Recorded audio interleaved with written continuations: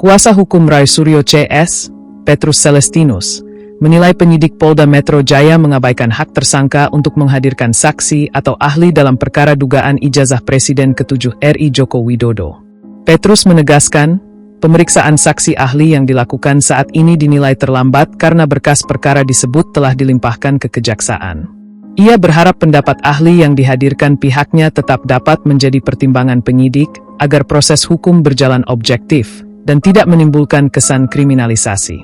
Alih-alih meminta penghentian penyidikan melalui SP3, kubu Roy Suryo justru mendorong agar perkara segera dibuka di pengadilan.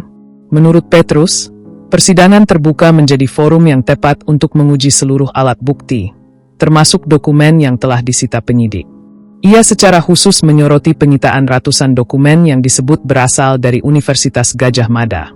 Berdasarkan informasi yang diterimanya, terdapat 505 dokumen dari UGM serta sekitar 200 dokumen lain yang telah berada di tangan penyidik.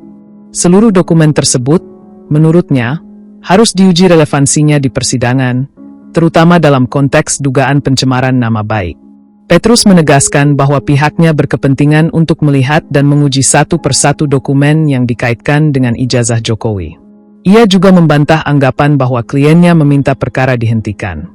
Secara hukum acara pidana, kewenangan menerbitkan SP3 sepenuhnya berada di tangan penyidik. Ia memastikan kliennya tidak akan mundur dan justru siap menghadapi proses persidangan secara terbuka.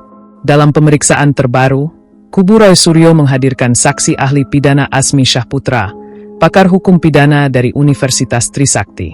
Azmi dikenal sebagai akademisi dan pengamat hukum yang kerap menyampaikan pandangan terkait isu pidana dan keamanan. Sementara itu, berkas perkara klaster kedua yang melibatkan Roy Suryo, Rismon Sianipar, dan Tifel Ziatia Suma sebelumnya dikembalikan oleh Kejaksaan Tinggi DKI Jakarta dengan petunjuk P19.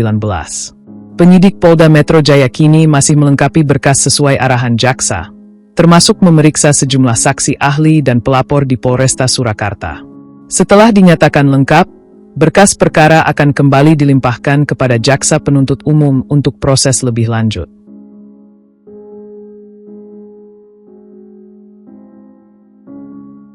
Download Tribun X sekarang, menghadirkan lokal menjadi Indonesia.